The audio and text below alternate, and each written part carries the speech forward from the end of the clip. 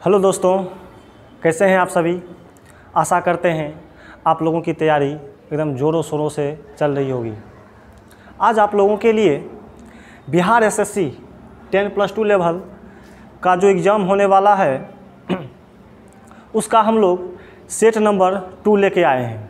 ये सेट पूर्णतः previous year आधारित रहेगा और आप लोग इस सेट में अब जितना सवाल आपसे बन पाता है तो उसका हमें कमेंट में आंसर दीजिएगा, और अगर नहीं बन पाता है तो हम उसको सीखने का प्रयास करेंगे। तो चलिए आज के सेशन का ये हमारा पहला क्वेश्चन है, प्रथम 10 पूर्ण संख्या का औसत क्या होगा।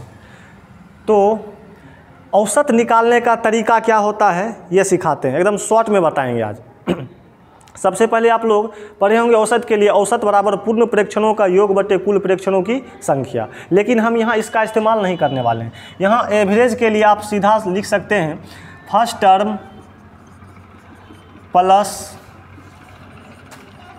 लास्ट टर्म बटा 2। इस फॉर्मूला से आप लोग अच्छे सवालों को एकदम आसानी से बना सकते हैं। देखिए ये फर्स्ट टर्म लास्ट टर्म बटा 2 का इस्तेमाल हम लोग कैसे करेंगे।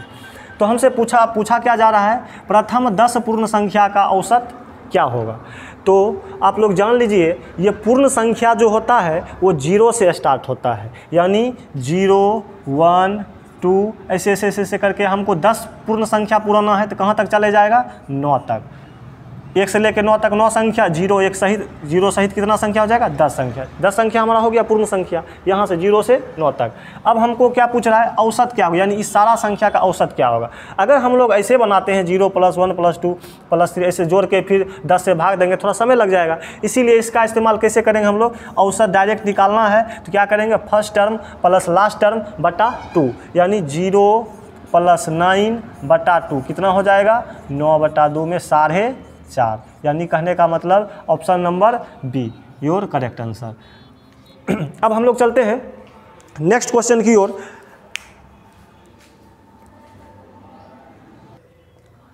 चलिए ये रहा आपका दूसरा प्रश्न।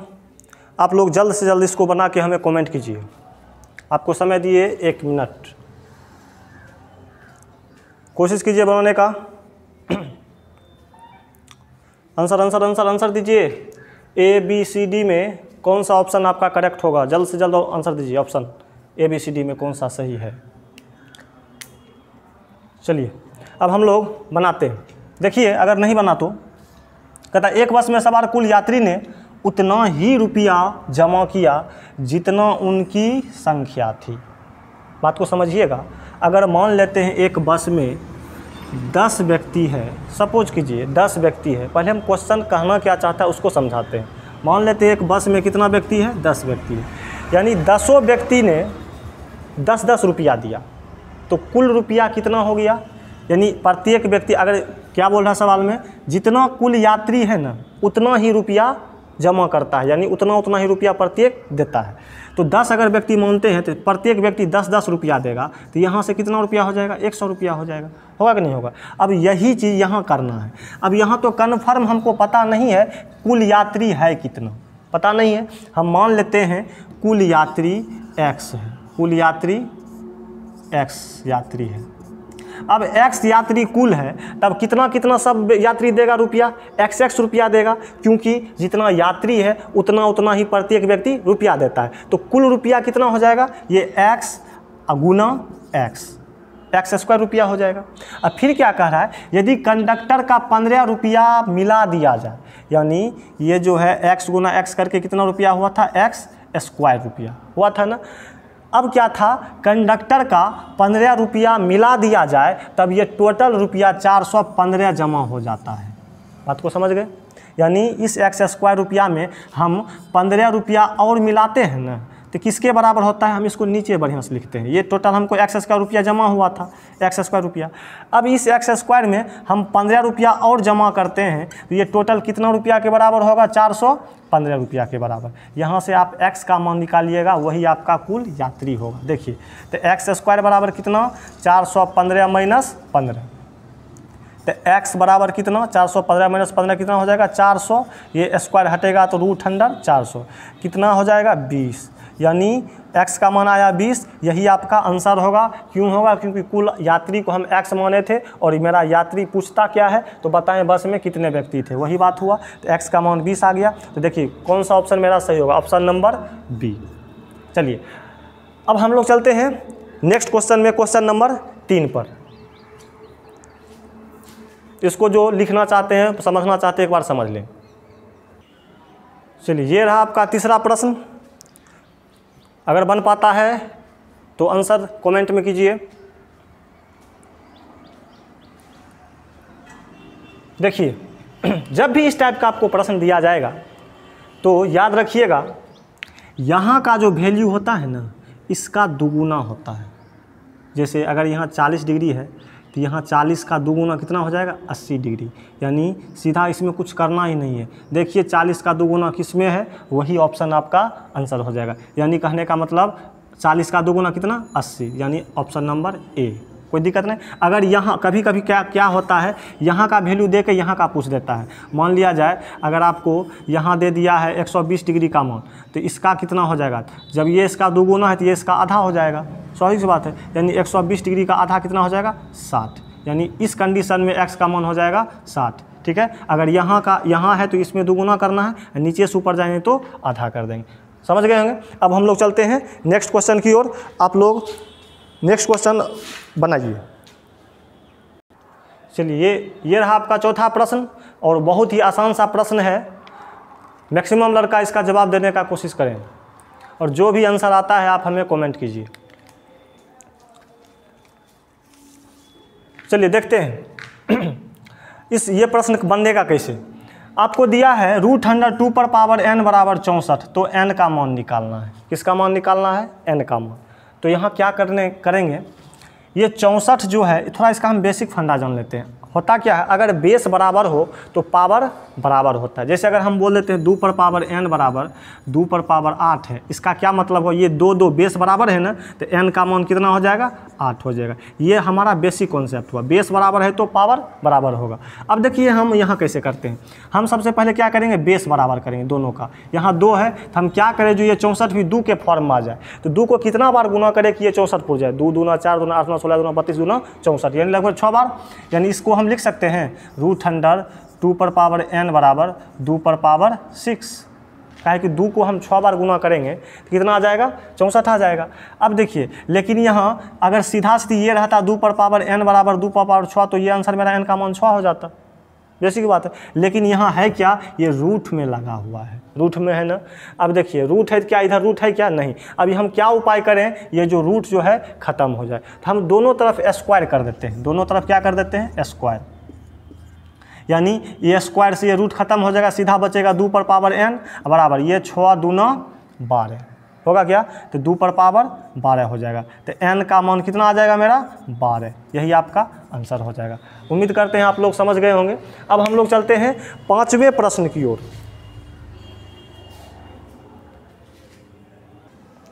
चलिए दोस्तों, ये रहा आपका 5वां प्रश्न और आप हमें कमेंट कीजिए कौन सा ऑप्शन आपका सही है।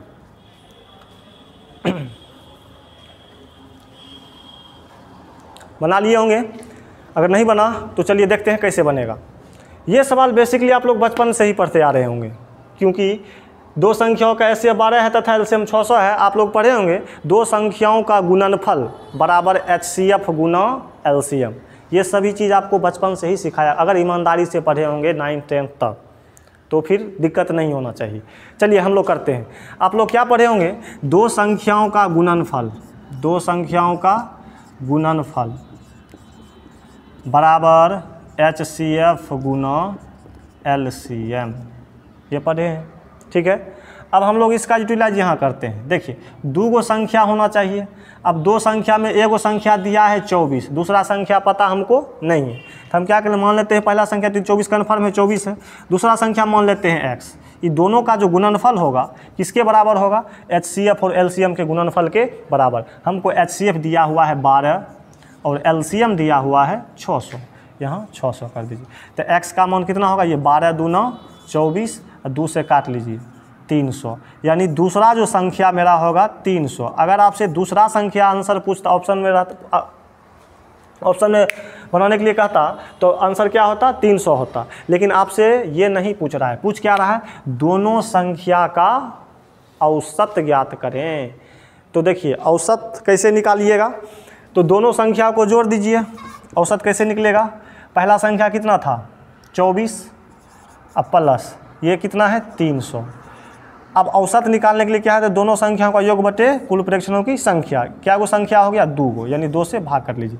तो 300 प्लस 24 कितना हो जाएगा 324 बटा 2, काट लीजिए एक बार में 6 162, यानी मेरा आंसर क्या आ जाएगा 162। कितना, किस ऑप्शन में है 162, option number C. Option number C ही इस प्रश्न का उत्तर होगा। चलिए अब हम लोग चलते हैं अच्छे लेवल के प्रश्न पर, अगले प्रश्न पर।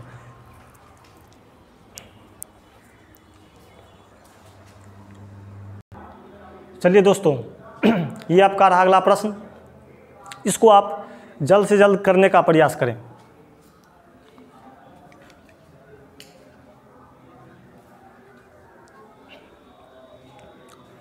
चलिए बना लिए। अब देखिए इसका आंसर क्या होगा, हम दिखाते हैं आपको। ये बेसिकली एलिगेशन का सवाल है, मिक्सचर एंड एलिगेशन। अगर आप मिक्सचर एंड एलिगेशन पढ़े होंगे तो ये आसानी से बन जाएगा, नहीं तो फिर दिक्कत होने वाला है। फिर भी हम बताते हैं बेसिक से कैसे बनेगा। देखिए कहता है दूध और पानी का 40 लीटर मिश्रण में, यानी कहने का मतलब दूध और पानी का कुल जो मिश्रण है ना 40 लीटर का मिश्रण है, जिसमें 10% पानी। यहाँ से एक चीज़ समझिए, पूरा कॉन्सेप्ट क्लियर करने वाले हम लोग। दूध प्लस पानी का मिश्रण मेरे पास है, 40 लीटर का मिश्रण है, सही बात है, टोटल है। इसमें पानी का परसेंटेज है हमको मेरे पास 10%। पानी कितना परसेंट है 10%। अगर 10% पानी है तो दूध कितना परसेंट हो जाएगा 90%। इसमें कोई दिक्कत नहीं होना चाहिए। अगर आपको पूरे मिश्रण में 10% पानी है तो दूध हो जाएगा 90%। चलिए अब क्या कह रहा है, कितना लीटर पानी और मिलाया जाए। यहाँ मेन चीज़ यही समझने वाला बात होगा, कितना लीटर पानी और मिलाया जाए। तो याद रखिएगा, जिस चीज़ को कहेगा मिलाने के लिए एलिगेशन में हम उसी डाटा का इस्तेमाल पूरे जगह करेंगे। इसमें क्या चीज़ हमको मिलाना है, पानी मिलाना है, शुद्ध पानी, सिर्फ और सिर्फ प्योर वाटर मिलाना है। और प्योर वाटर अपने आप में 100% है। क्यों? क्योंकि ये पानी, इस पानी में किसी भी चीज़ का मिलावट नहीं है, कोई चीज़ अलग से ऐड नहीं किया गया है। इसीलिए जब भी हम कोई चीज़ अकेला मिलाएंगे तो वो अपने आप में होता है 100%। चलिए अब देखते हैं हम बनाएंगे कैसे। तो याद रखिएगा, जिस चीज़ को कहेगा मिलाने के लिए उसी के डाटा पूरा एलिगेशन में यूज करते हैं। अब हम लोग कैसे करेंगे, पानी मिलाने के लिए कह रहा है तो पानी कितना परसेंट है 10%। अगर दूध मिलाने कहता तो हम दूध का पूरे डाटा, पूरे सभी जगह पर दूध का डाटा लिखते, लेकिन इसमें पानी मिला रहे हैं। देखिए पानी है 10%, तो हम यहाँ लिख लेंगे 10%। यहाँ मिश्रण, ये मिश्रण पूरे मिश्रण को रिप्रेजेंट करेगा। ये पूरे मिश्रण में पानी कितना है 10%, ठीक है, अलग से लिखते हैं। पूरे मिश्रण में पानी कितना परसेंट 10%। और हम इधर लिखते हैं डाला गया मात्रा, डाला गया मात्रा। तो कितना हम क्या डाले, सिर्फ और सिर्फ पानी डाल रहे हैं। तो अभी तुरंत आपको समझा है, कोई भी चीज़ अकेला डालिएगा, अकेला उसमें कोई भी चीज़ ऐड नहीं हो तो वो अपने आप में होता है 100%। तो यहाँ डाली गई जो पानी होगा, इसमें पानी का परसेंटेज वैल्यू क्या हो जाएगा 100%। कहीं कोई दिक्कत नहीं होना चाहिए। अब देखिए यहाँ बीच में लिखाता है कुल मिश्रण में कहता है कितना लीटर पानी और मिलाया जाए कि प्राप्त मिश्रण में पानी की मात्रा 20% बचे। जब भी नीचे यहाँ बीच में लिखाता है तो कुल मिश्रण का डाटा लिखाता है। पूरे मिश्रण में कितना पानी होना चाहिए 20%। यहाँ जो देखिए 20%। थोड़ा ध्यान ये रखना है कि देखिए हम यहाँ भी पानी का मान लिखे हैं, पानी का मात्रा लिखे हैं, यहाँ भी पानी मिलाए थे, और यहाँ जो मिश्रण के बीच में होगा यहाँ भी पानी ही होगा। अगर यहाँ गलती से दूध का मात्रा ये रहता तो यहाँ 20 नहीं देते, तब दूसरा कुछ बना के देते, ठीक है। चलिए अब देखते हैं एलिगेशन का नियम क्या होता है। इसमें से इसको घटाइए, 100 - 20 कितना हो 80, अनुपात 20 - 10 कितना 10, 0 0 खत्म। ये रेशियो कितना आ गया 8:1। यहाँ हम देखने के लिए लिख लेते हैं 8:1 का रेशियो आ गया, यहीं लिखते हैं 8:1 का। अब देखिए ये जो 8:1 का रेशियो आया था, इसमें पूरे मिश्रण को रिप्रेजेंट कर रहा है, यानी पूरे मिश्रण क्या यूनिट का हो गया, 8 यूनिट। ये पूरा मिश्रण जो है क्या यूनिट का है, 8 यूनिट। और हम कितना यूनिट पानी डाले हैं, तो 1 यूनिट।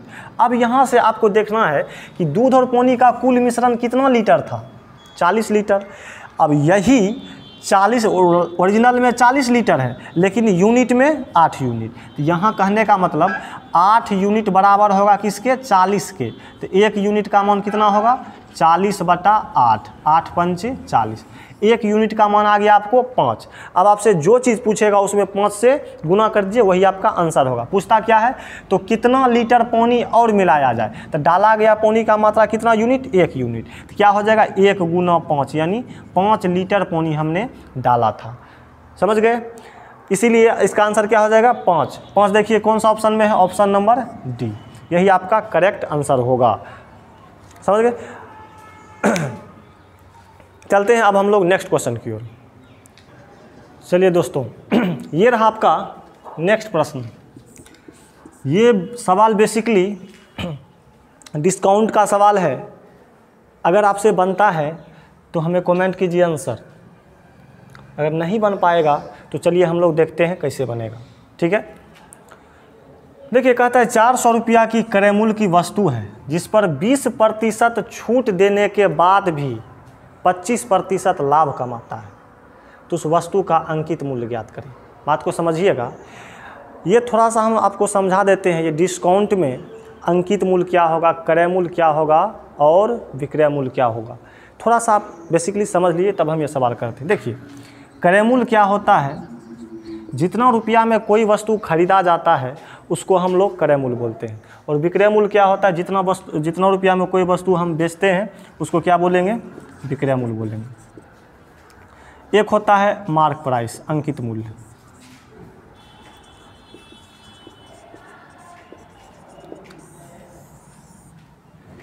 देखिए ये मार्क प्राइस जो अंकित मूल्य लिखा हुआ है, ये बेसिकली अपने मन से एक स्टिकर चिपकाया जाता है। जब भी आप सामान खरीदते जाते होंगे तो उस पर एक स्टिकर चिपकाया हुआ रहता है, उस पर कुछ ना कुछ रेट लिखा हुआ, कुछ ना कुछ मूल्य लिखा हुआ रहता है। उसी को हम लोग क्या बोलते हैं, अंकित मूल्य।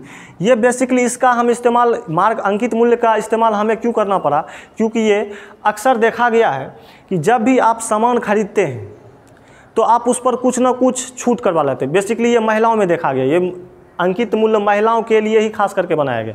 अगर आपको आपका सामान 100 में आप खरीदे हैं, अब उसको आप बेच रहे हैं, तो आप 100 से अब बोलिएगा हम 100 में खरीदे हैं, 100 में हम बेच रहे हैं, तो कभी 100 में महिला लोग नहीं लेगी, कहेगा इस पर भी हमको कुछ कम कर दीजिए, तो घाटा लग जाएगा। कहने का मतलब हुआ, अगर हम किसी भी चीज़ को क्रय मूल्य पर छूट देते हैं तो क्या होगा, हमें लॉस लग जाएगा।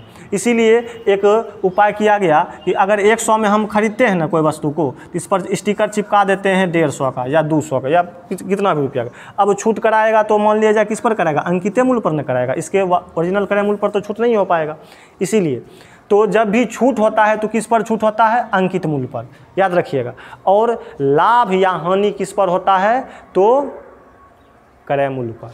ठीक है, इस टाइप के प्रश्न के लिए आपको अंकित मूल्य और क्रय मूल्य का एक रिलेशन हम बताते हैं। ठीक है, याद रखिएगा एक फॉर्मूला, अंकित मूल्य बटा क्रय मूल्य बराबर